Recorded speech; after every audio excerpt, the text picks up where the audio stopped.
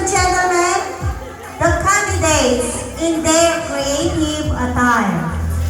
Let's start with category B. Number 1, Junior P. Mercado.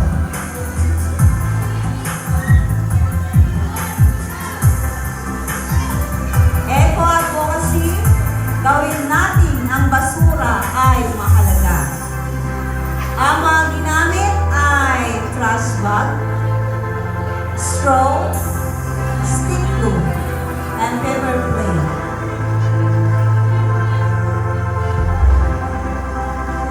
Contestant number 1.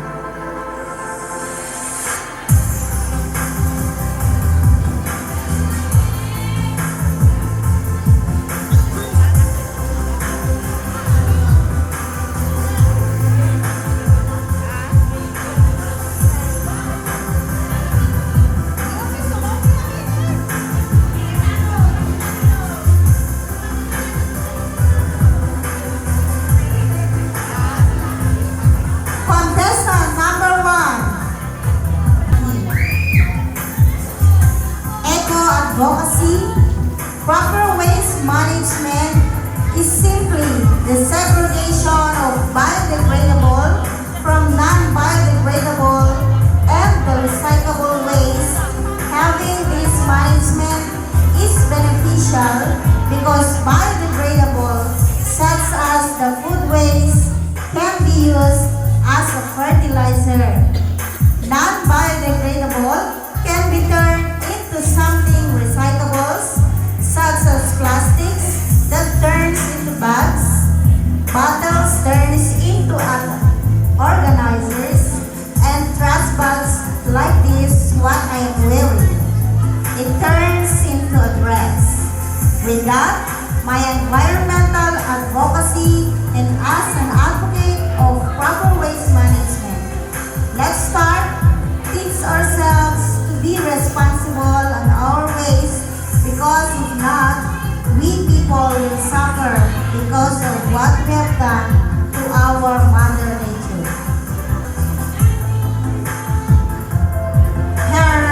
Her gown is made up of trash bag, plastic spoon, straw, bottle cap of sunrocks, stick glue, tie wire, scotch tape, and staple wire. Eco-advocacy, ang pangangalaga sa kalikasan o eco-environment ay napakahalaga. Pinapanatili nito ang kalinisan ng ating kapaligiran. Ang pagbabawas ng paggamit ng plastic, pag-recycle sa mga ito, at pagtatanim ng mga puno ay ilan lamang sa mga paraan upang mapanatili ang kalusugan ng ating kalikasan. Kaya dapat natin panatilihin ang kahusayan at kagandahan ng ating kalikasan. Eco-advocacy, reduce usage of plastic. I am a part of an organization that I considered myself as a little educator. I educate myself, the people around me, at the same time. I share my knowledge with regards on how to reduce usage of plastics. I hope sooner or later I can find organization that I want to support. Materials, garbage bag, plastic bag, straw, and foil.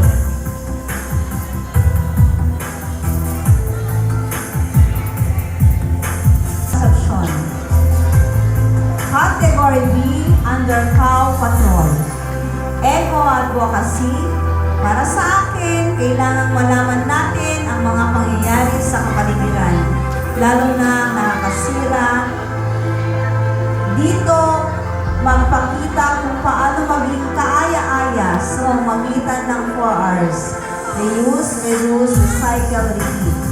ay maging healthy ang kapaligiran, magpakita at magsalita ang mga magandang bagay para magising ang iba sa katotohanan ng mga na ang malinis na komunidad ay malusog na kinabukasan, malayo sa sakit at lahat ay masaya. Magbahagi. Category B, Rose Patrol, Saina Beatriz M. Olasco.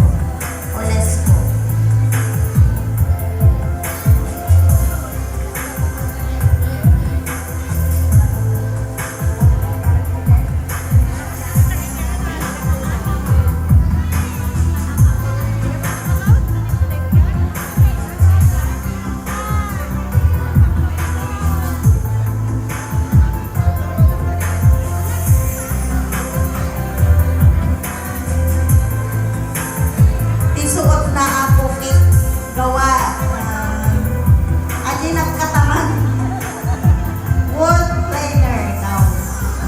Wala po kasi sila.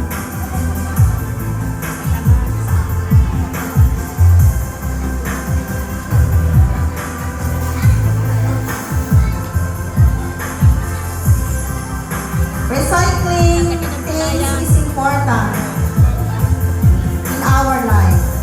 It helps to reduce pollution and save energy. There are many things we can recycle, like paper, plastic, and other things, as we can think of.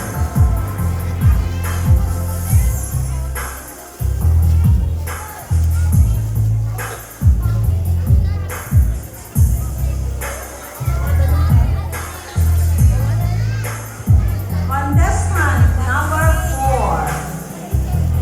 Please Riser Di Pelagio. Eco advocacy. Every one of us needs a healthy earth to support jobs, livelihoods, health survival, and happiness. A healthy planet is not an option. It is necessity. Everybody, every day, in Earth Day, protect the environment. Together we can. Materials, magazines, graphic tape, packing tape, glue, carton, cable ties, stick glue.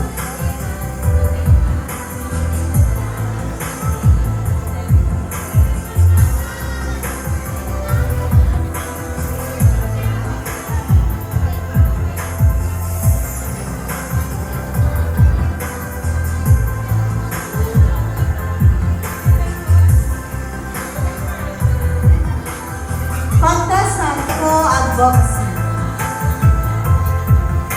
Under category B, I believe that indigenous communities have long practiced sustainable living and recognizes their valuable contribution to environmental conservation by incorporating indigenous wisdom into the traditional knowledge.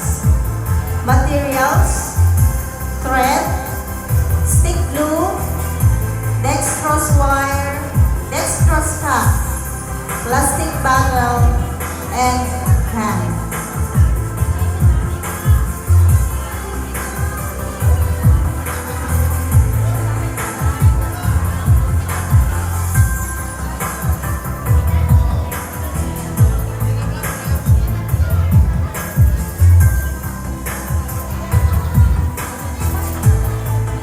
Dextrose cap. Eco-advocacy. Hello, I am here to provide information and support on eco-friendly practices. Taking care of the environment is crucial for the well-being of our planet and future generations. By making small changes in our daily lives, such as reusing waste, using reusable items, and supporting sustainable products, we can all contribute to a healthier planet. Yamnal Gilbert E. Agkawili. Under Category A, kindergarten.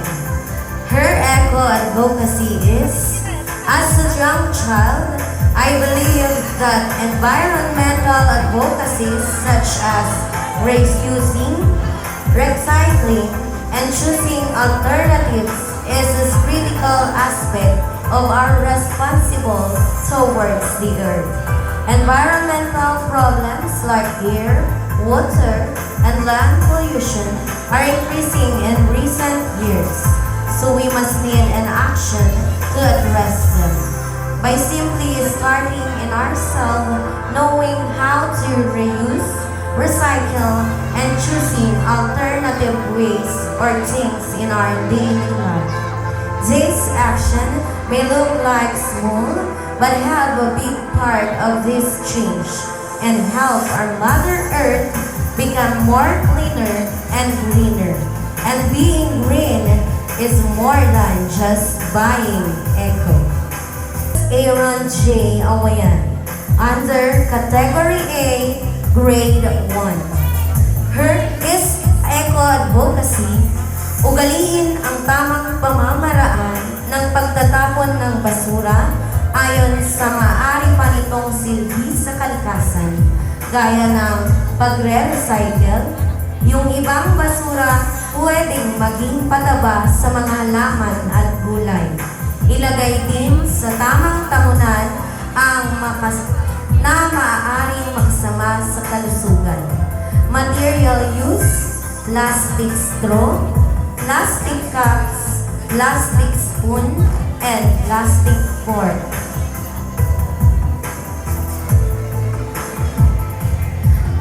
Contingent her eco-advocacy, trash to treasure, and advocacy of proper waste disposal and recycling. How? Everyone, look over their trash before throwing it. Search for the things that can still be recycled and find ways to make it useful. With this action, you protect yourself, your family, and our environment. Material use. Foil pack of juice, okay lucky. Foil pack of milk, Nestrogen. Foil pack of chips, stick glue, garter, and masking tape. Category A, Matthew Azriel E. Lopez. Eco-advocacy.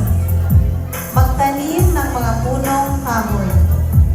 Tayo ay magtanim ng mga punong kahoy dahil tumutulong ang mga ito upang linisin ang hangin na ating nilalanghap. Tumutulong din ang mga ito upang mapalamig ang kapaligiran sa pamamagitan ng pagbibigay-lilim laban sa init ng panahon. Ang mga punong kahoy ay nagsisilbing tahanan ng iba't ibang uri ng mga hayop at organismo. Nakakatulong din ang mga puno upang maiwasan ang mga baha, pagguho ng lupa, pagbagyo, climate. Princess Attire F. Sultan. Eco-advocacy. It is always good to recycle and reuse things. A clean environment is essential for a healthy living, and it is our duty to keep the surroundings clean and green. My costume is made out of recycled carton material. It is inspired by different kinds of birds in the Philippines. The top and the skirt is inspired by our Philippine eagle, and the tail is inspired of a peacock feather. The accessories on my wrist is inspired by one of the common urban bird in the Philippines, which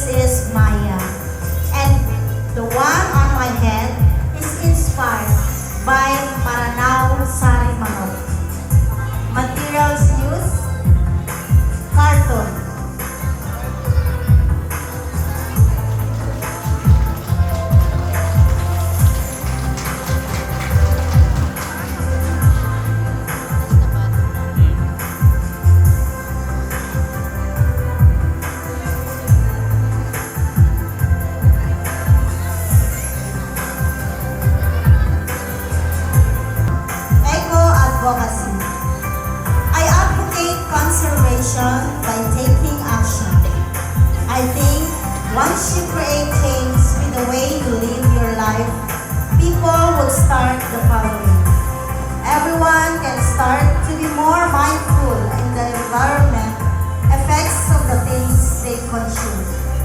Once they are aware, they can make more eco-friendly. And we need to change our attitude towards consumption. Understand what we share, the word DNA ng talo. Eco-advocacy. Ipagpatuloy ko ang tamang wastong pagtapon ng basura. Paghihiwalayin ko ang di nabubulok, at nakakapinsala. Magtatapon ako sa tamang basurahan lamang. Magiging ehemplo ako sa lahat ng aking mga kaklase para maging malinis ang ating kapaligiran at para mapangalagaan natin ang ating inang kalikasan. Maraming salamat po. Materials, all calendar, glue.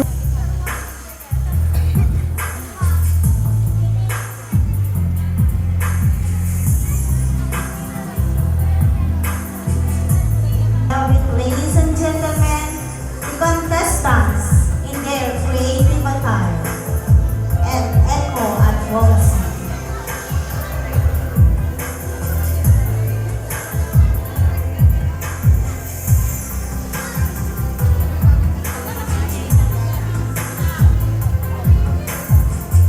Once again, contestant number 1 in his